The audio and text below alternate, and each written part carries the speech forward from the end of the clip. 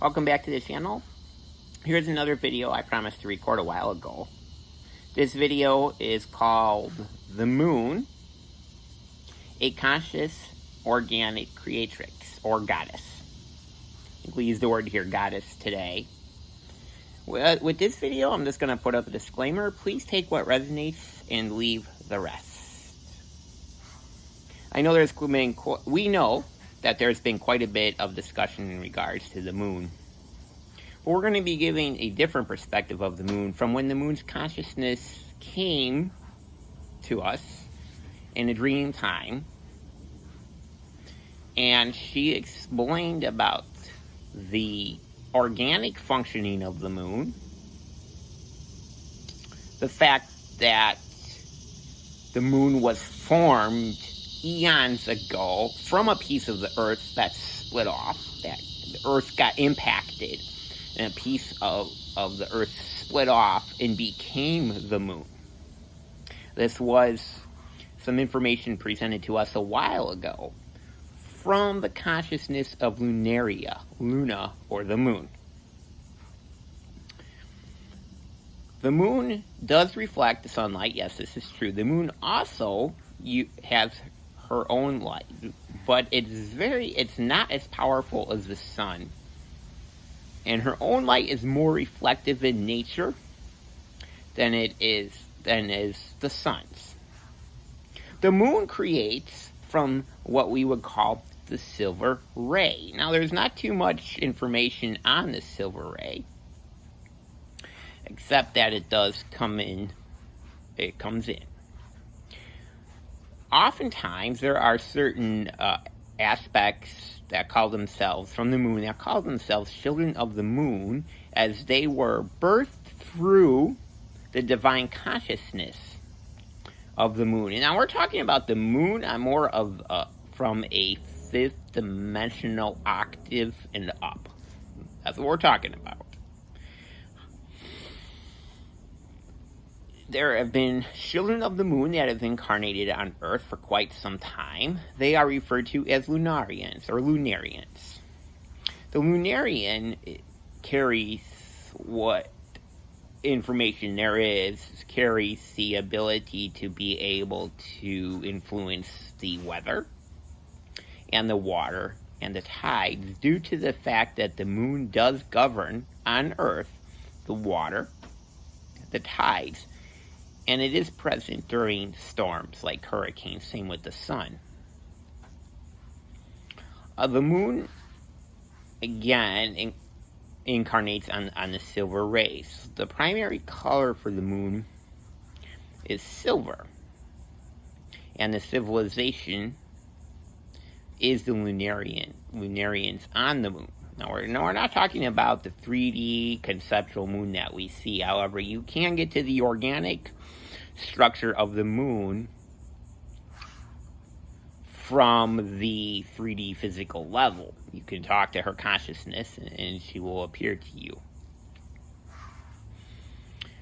We can also do a practice called moon gazing, because the moon has its own, lack of a better term, a code that you can install into your body, which is a quantum biological supercomputer. That's what our bodies are. They are quantum computers. From my own research into this, they are quantum DNA-based supercomputers that are biological to the Earth. Is the moon responsible for programming? On some level, yes, it is, as anything else here in the universe is responsible for programming. But the moon's consciousness is that which will help govern, again, the water.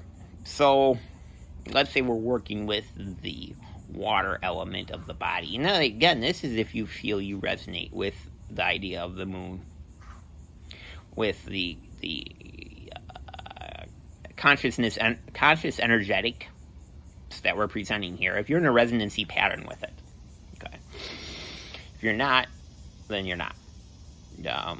So with the moon, she's definitely an organic structure on the fifth dimensional matrix. Now, again, we're not talking about the 3D matrix. We're talking about the fifth dimensional matrix. or the fifth dimensional energetic structures. She's definitely a living intelligence. She is what we refer to as an Aeon. And she definitely is the, what we see her being, is when we feel into her, is the twin flame counterpart to the sun. So the sun and the moon being what we feel twin flame counterparts. If you don't like the idea of the twin flame, then you can also go with the singular flame, but counterparts or different polarizations of energetics doing a sacred dance with one another, or a tantric dance with one another. Now, the sacred dance that the moon does with the sun is in coordinates, and it creates certain pattern shifts, perceptual shifts, and energetic structures on Earth. So the moon, we would consider to be called the Earth satellite. Now, to me, when I feel into it on this perspective, the moon definitely feels very, very organic, very natural. I would say, and this is the level that I would say the moon feels more terrestrial than, let's say, the 3D level, because of what the moon has been used for. So within regards to that, so the moon will get together, and a lot of times people that would consider themselves, let's say, self-proclaimed mage or witch, would use the moon to heighten especially the moon's certain features, like when it goes into crescent moon, new moon, when the moon goes void, full moon, and all of these things can be used in consciousness application for energetic repatterning and recoding of events in our life, or healing from certain events in our life. So we can definitely use the moon as that tool. Some people feel very comfortable with the moon, others don't. Some people have a very what we would call a psychological connection to the moon, and they can really feel the moon's energetics when it's a full moon. We can really feel the moon's energetics when it's a full moon on that level. Now, I'm sure that there may be some Lunarians watching this video, and they are, again, incarnated here on Earth in regards to that. So there's also dragons that are associated with the moon, the lunar wisdom. The lunar wisdom contains the wisdom of the subconscious and what's going on in the subconscious mind, and water. When we dive into water, it is dark, and it's equivalent to diving into the waters of our subconscious mind, diving into those sacred waters. Plus, not to mention the fact that the body is roughly 72% water. So in regards to that,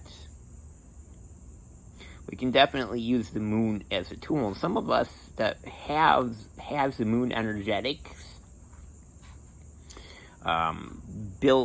programmed, or if you don't like that word, built into the DNA structure of our cells, because our DNA is a vast toroidal fields, and it's more than just a singular field. We're talking about fields merged in with fields, so all the quantum fields are very much intelligence.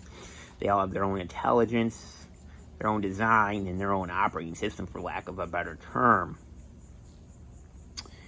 So that's basically the information, and it wasn't a whole lot. That was just what was said, and I felt the need to get this out, because there was kind of a pressing on getting this type of information out with the moon.